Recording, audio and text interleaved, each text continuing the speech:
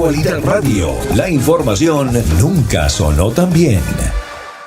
El Niágara en bicicleta. Le queremos dar la bienvenida al profesor Daniel Lacalle, columnista de El Español, economista jefe en Tresis, miembro del Consejo Asesor de la Fundación Rafael del Pino, y le damos las gracias porque se haya tomado este tiempo para atendernos. Bienvenido, le saludamos Carlos y Agustín Acosta. Muchísimas gracias, Carlos y Agustín. Gracias por invitarme. Claro que sí. Estábamos viendo el video que usted presentó, creo que ayer o antes de ayer. Brillante la exposición y queríamos que tuviera, por favor, la amabilidad de también compartir esas ideas y esos pensamientos con nuestros oyentes. Bueno, los datos empíricos muestran que en China se está dando un dominó de quiebras. Hay un gravísimo problema de capital circulante. ¿Y qué significa esto? Significa que las empresas chinas tienen que vender su exceso de producción a Estados Unidos y lo tienen que hacer urgentemente o si no entran en quiebra. Los puertos de China, si no exportan a Estados Unidos, pierden ingentes cantidades de dólares y además no tienen la posibilidad de vender a otros lugares. Al principio de esta batalla que se ha intentado vender en los medios de comunicación, se hablaba mucho de que China puede vender a cualquier otro país. Bueno, pues se ha demostrado que sin la capacidad de exportar a Estados Unidos, China se encuentra en una situación muy compleja.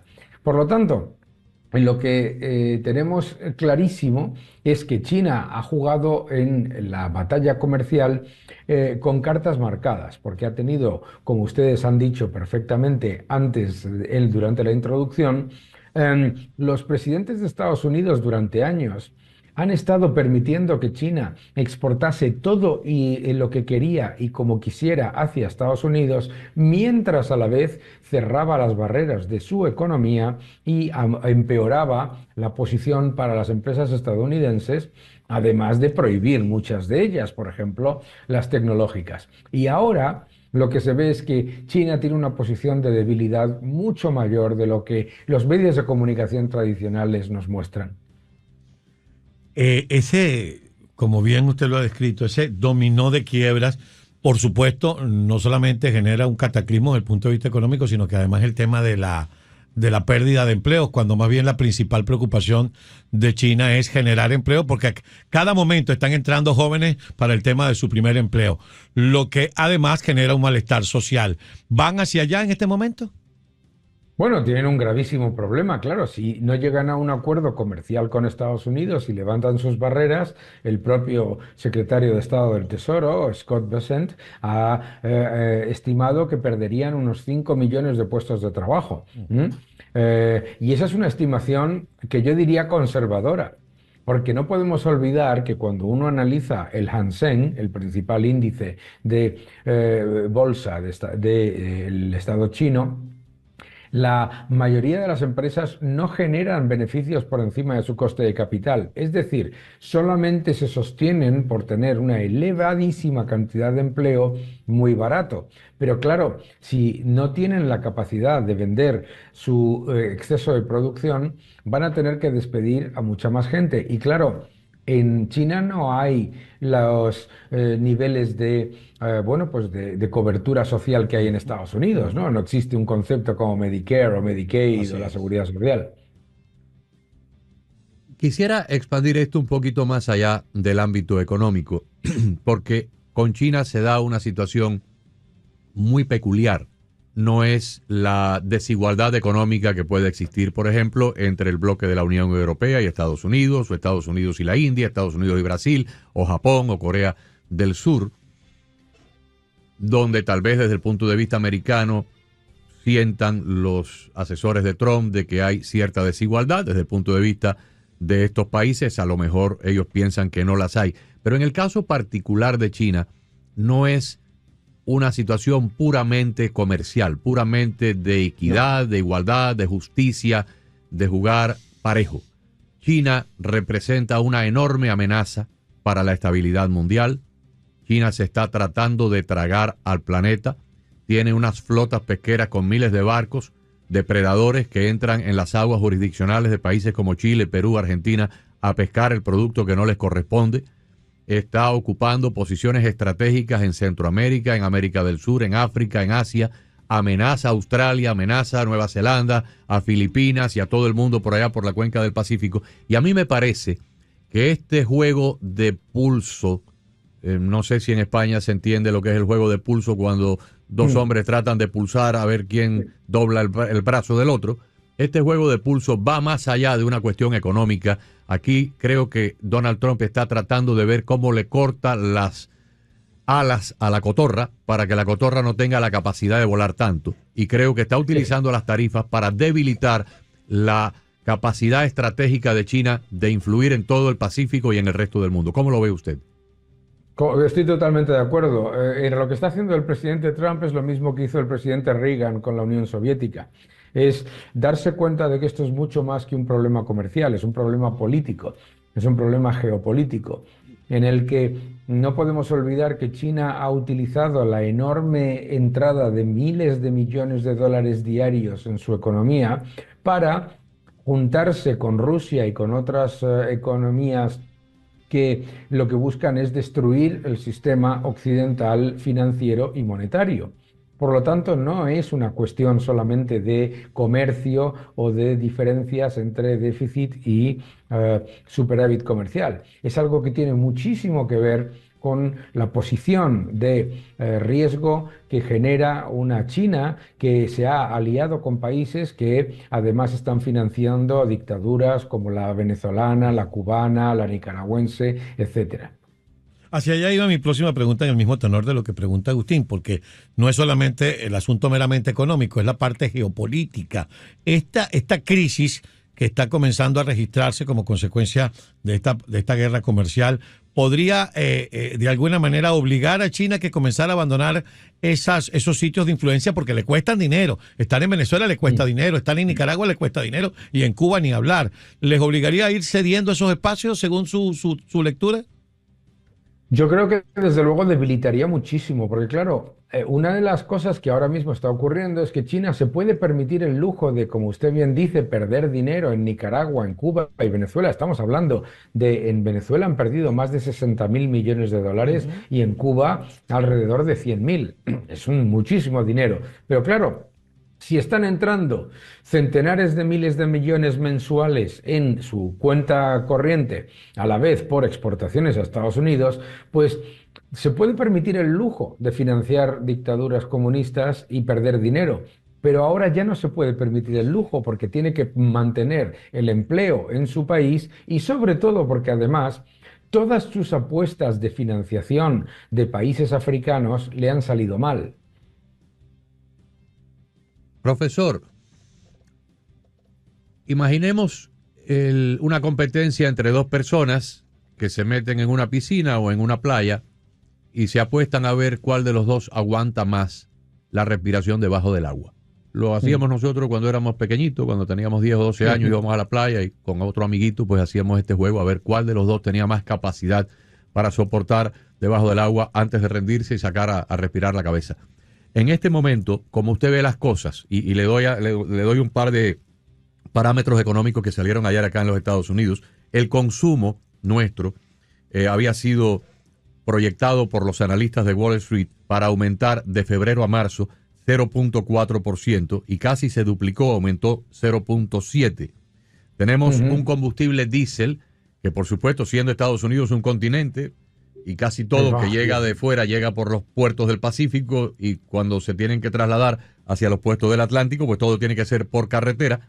Entonces el combustible diésel ha bajado, nos lo confirmaban ayer algunos camioneros, $1 el galón, lo cual por supuesto tiene un efecto tremendo en encarecer o abaratar el transporte y finalmente el precio de cada uno de los productos.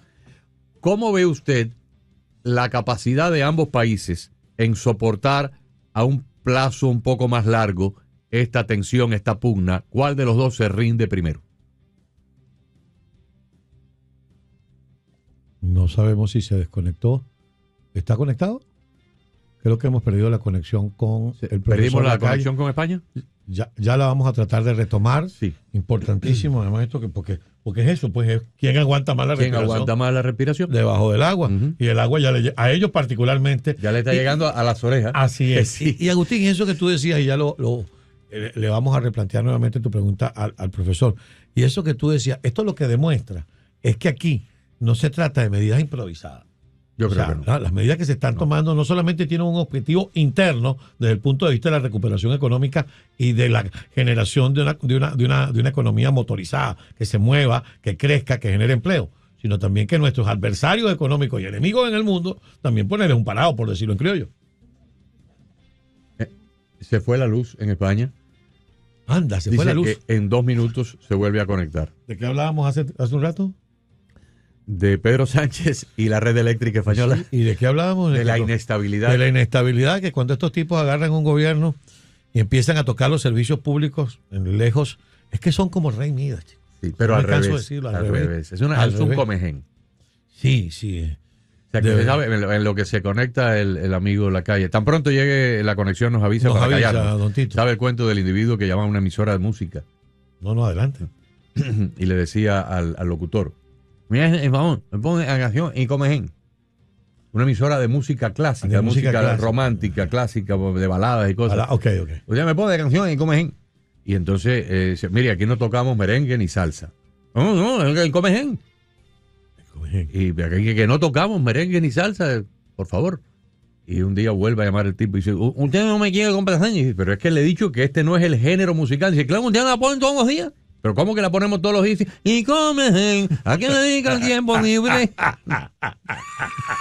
Bueno, ahí está. El comején el que acaba con todo. Sí. La canción del comején. El comején, donde quiera que cae, en la Europa Oriental destruyó los países. Así es. Cuando Alemania terminó con el bloqueo del muro de Berlín, habían 2 Alemanias. Bueno, las tenemos ahora en 2 Coreas. En 2 Coreas. 2 Coreas. Eso te iba a decir. Corea en la época troglodita, que es la Corea comunista, Ajá. y Corea superpotencia, la Corea libre. Ya Bueno, tenemos al profesor Lacalle, que se quedó sin luz. Profesor, hace Nos unos preocupamos minutos. mucho. Hace unos minutos nosotros estábamos hablando que estos tipos todo lo que tocan lo echan a perder y ya España va a alcanzar a Venezuela en apagones. Los socialistas nos referimos. Efectivamente. En este caso ha sido fácil de subsanar, pero estas son las cosas que pasan. Disculpen, ¿eh? No, por favor, No. adelante. Le preguntaba, no sé si escuchó la parte de la pregunta antes de que se desconectara, que cuando éramos niños íbamos a una piscina o a una playa, hacíamos una competencia entre los muchachos a ver quién aguantaba más debajo del agua sin respirar y quién se rendía primero. ¿Quién se rinde primero, China o Estados Unidos? Y le cedo 2 informaciones importantes. Ayer se reportó acá que el consumo, que se había proyectado en un 0.4% de aumento de febrero a marzo, realmente casi se duplicó, 0.7%. Esto sería una anualización de casi un 10% del consumo, o sea, el gasto de los consumidores. Y también el petróleo ha bajado, el diésel, el petróleo diésel, que es lo que mueve la carga interestatal en todo este continente, desde el Pacífico al Atlántico, se ha abaratado cerca de $1 por galón, lo cual para los transportistas es formidable, pero también ayuda con todas las tensiones inflacionarias. ¿Quién se rinde primero en esta pugna? Bueno, yo creo que lo primero que tenemos que ir es a esos datos tan importantes que usted acaba de comentar. Los datos que salieron ayer del Producto Interior Bruto mostraron el mayor aumento de la inversión privada de los últimos 30 años en Estados Unidos, un aumento del 21% en el trimestre. El consumo, como usted bien dice, aumentando muy por encima de lo que estimaban los analistas. Y otro factor muy importante, interesante esto, porque el Producto Interior Bruto se vio ligeramente penalizado por un aumento enorme de las importaciones. ¿Qué significa eso? Que Estados Unidos está almacenando para enfrentarse a una batalla comercial en la que ya tiene las alacenas llenas y además el consumo está potente y la inversión se dispara. Eso significa que el que tiene más dificultades es China. Porque mientras tanto, en el otro lado, lo que estamos escuchando y leyendo, y eso que es la información que nos llega oficial, es que hay más del 90% de los contenedores de los puertos chinos están parados.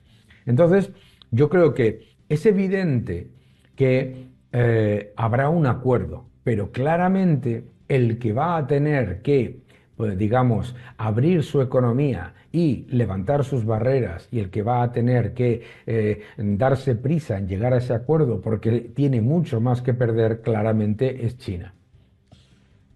Eso lo ha explicado usted casi de una manera gráfica. Para la fácil digestión, y perdóneme la expresión, de nuestra audiencia, ¿qué le corresponde hacer entonces a China? Y la pregunta va por lo siguiente, porque conversaba con Agustín mientras estaba el apagoncito que tocó a usted vivir, que lo que está ocurriendo demuestra que estas medidas que ha tomado el presidente Trump no son para nada improvisadas, porque no solamente se ocupa de lo que necesitamos aquí dentro, sino de ponerle la mano en el pecho a su adversario para mantenerlo a raya. ¿Qué tendría que hacer China para sacar la nariz del agua?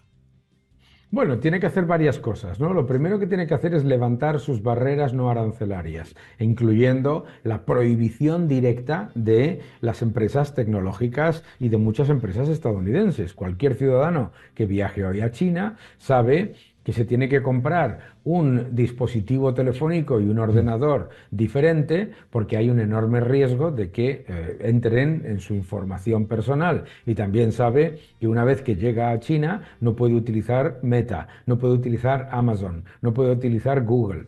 Eso es parte de las barreras. Más, tiene que llegar a acuerdos para compensar por las pérdidas por robo de propiedad intelectual a las empresas estadounidenses. Y además, lo que tiene que hacer es obviamente permitir que entren en China productos estadounidenses que ahora están directamente prohibidos, como por ejemplo productos agrícolas, productos ganaderos y también automovilísticos. Es decir, tiene que haber un importante cambio en lo que ha sido una economía que ha cerrado sus puertas durante la última década. Y yo lo veo muy difícil porque si esto se hubiera dado con un Deng Xiaoping en el poder o con Hu Jintao, cualquiera de los otros, tal vez, pero este señor de ahora tiene un nivel de arrogancia, un nivel de prepotencia y de, hasta cierto punto, tal vez megalomanía, que no habíamos visto en otros premiers del pasado. Tiene un compromiso de tragarse a Taiwán. Y ahí Estados Unidos, hemos visto recientemente ventas de armamento potente, compromisos verbales por parte de la administración de Trump, de que inclusive también hay que reconocer que la administración de Biden fue muy clara en ese sentido, de que Estados Unidos no iba a dejar sola y abandonada a Taiwán. Yo creo que con el perfil psicológico, ideológico y con el orgullo que se gasta el personaje chino en cuestión, se va a hacer difícil que doble la rodilla, porque además quedaría ante su propio país en una posición claudicante, y eso a él, o sea, hay que entender esto también dentro de lo que es la ideología y la filosofía y la idiosincrasia de los chinos, donde aquí en Estados Unidos cualquier político dice hoy verde y mañana dice amarillo con la mayor elegancia y no pasa nada. En China hay una cosa que es salvar la imagen, salvar la cara, y bueno, por eso es que algunos japoneses ante una de estas situaciones preferían hacerse el harakiri que pasar el ridículo público. Así que yo veo que ahí hay una dificultad grande para el acuerdo. Es cierto, y yo creo que precisamente es el presidente Trump y su administración los primeros que lo saben, que son muy listos todos y conocen muy bien China. Por supuesto, la posición de cerrar su economía ha sido una decisión directa de Xi Jinping, eso es clarísimo. Pero también lo que sabe el presidente Trump es que hay dos opciones. China tiene dos opciones, negociar o perder. Entonces, si negocia, se pueden buscar maneras para que Xi Jinping pues, quede de manera, digamos, honrosa hacia su pueblo. Y en cualquier caso, no olvidemos, si llegan a un acuerdo, en los medios de comunicación chinos se va a decir que ha sido el mejor acuerdo de la historia y que China no ha claudicado nada, que todo lo ha claudicado Estados Unidos. O sea que por ahí seguramente ocurrirá. Pero sí es verdad que es difícil porque, en mi opinión, Xi Jinping tiene la obsesión de intentar demostrar que el comunismo puede funcionar. Y Y claro, el comunismo no funciona. Él piensa que con la tecnología van a conseguir que el principal pilar del fracaso histórico siempre del comunismo, que es negar el cálculo económico, la tecnología les va a ayudar a sobrepasarlo. Y eso no es así. Entonces, por lo tanto, desde el punto de vista de la administración Trump, es muy sencilla. Negociar o perder. O negocian y su economía se continúa desarrollando y no entran en un enorme problema de desempleo y de quiebras, o pierden y tienen que pagar aranceles y se van a encontrar con una situación mucho peor que la de Japón a finales de los 80, principios de los 90. Porque la situación de Japón a finales de los 80 era una economía rica. China no es una economía rica, China es una economía poderosa, pero la inmensa mayoría del país está en la pobreza más absoluta. No es como Japón cuando saltó la burbuja inmobiliaria, que tenía una renta per cápita superior a la del 90% de los países del mundo. Entonces, yo creo que el haber entendido por parte de la administración Trump cuáles son los talones de Aquiles de la economía china es importante, pero efectivamente el riesgo que usted menciona es completamente correcto. Viéndolo desde esos ángulos, entonces, si negocian y se tiran la aventura con Taiwán, sería una locura. Si no negocian y se tiran la locura con Taiwán, sería un suicidio. Eso es. Clarísimo. Ese es, vamos, me parece el resumen perfecto. El resumen perfecto. Y no descartemos que subyacientemente, dentro de toda esta pugna y de esta guerra comercial, el tema de Taiwán haya sido el principal componente subyaciente. Ok, vamos a darle una lección, vamos a darle un escarmiento, vamos a darle un efecto para debilitarlos, porque un país debilitado no puede hacerse una aventura de guerra. Así es. Entonces es posible que aquí haya un arma de doble filo, por un lado la parte comercial, y por el otro lado se esté también tratando de ver cómo se puede disuadir una invasión. Y estás matando 3 pájaros de una pelada. Exactamente. Eso es. Y ahí es muy importante el acuerdo al que se ha llegado hoy con Ucrania. Sí. Increíble. Increíblemente importante. Porque a partir de ahora lo que nos encontramos es a que Estados Unidos ya tiene interés directo en Ucrania, en los minerales y en las tierras raras. Y por lo tanto, la posición de China se debilita al debilitarse su principal socio en cuanto a materias primas, que es Rusia. Muy interesante. No podemos dejar de desaprovechar la oportunidad ya en la fase final de preguntarle si, en su opinión, y esto por supuesto puramente especulativo de nuestra parte y de suya, su opinión nada más, si usted cree que va a haber consecuencias para el gobierno de Sánchez por el apagón del lunes, que terminó costando varias vidas y cerca de $1.000 millones a la economía, o podrá capear el temporal y salir airoso. No, salir airoso no va a salir, porque esto ha sido una vergüenza internacional. Estas son cosas que las leemos sobre Cuba y sobre Corea del Norte, no las escuchamos de un país desarrollado, ¿no? El apagón más largo de la historia de la Unión Europea, además incluyendo, no solamente tuvimos un apagón de electricidad, es que no había telefonía, no había comunicaciones, no había 4G. Entonces, no va a salir indemne, y la salida que está teniendo tan desesperada lo demuestra. Otra cosa es que eso le vaya a suponer que caiga el gobierno. No va a caer el gobierno, pero le va a costar mucho en las elecciones, porque los ciudadanos ya tienen encima de la mesa la gestión de la Dana, un desastre; la gestión del COVID, un desastre; y la gestión de un apagón de estas características, que, vuelvo a repetir, no se debería dar en un país desarrollado con una infraestructura desarrollada. Y que lamentablemente, al parecer, según los especialistas, nosotros no lo somos, pudiera, como los terremotos, tener réplicas en los próximos días. Comienza a irse la luz por un ratico, por 1 hora, por media hora, por 10 minutos, porque todavía eso no se ha estabilizado. No, exactamente. Por eso cuando se ha ido la luz aquí a este momento, me he quedado yo tan preocupado. Pero no, no ha sido. No, No nosotros ha también, sido. cuando nos dijeron cuál era la razón de la desconexión, nos Sí. preocupamos mucho. Así es. Pero bueno, Muchas gracias. No. qué lástima que no tengan ustedes un japonés en la presidencia del gobierno, tal vez por dignidad y un sable, resolveríamos todos.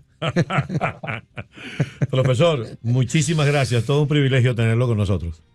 Siempre un gusto. Qué Muy bueno, buenas muchas noches. gracias. Muchas gracias. Daniel Lacalle nos hablaba desde España con términos muy claros que Muy, todo el muy mundo claro. puede entender. Así es. Una explicación verdaderamente diáfana para cuestiones bastante complicadas.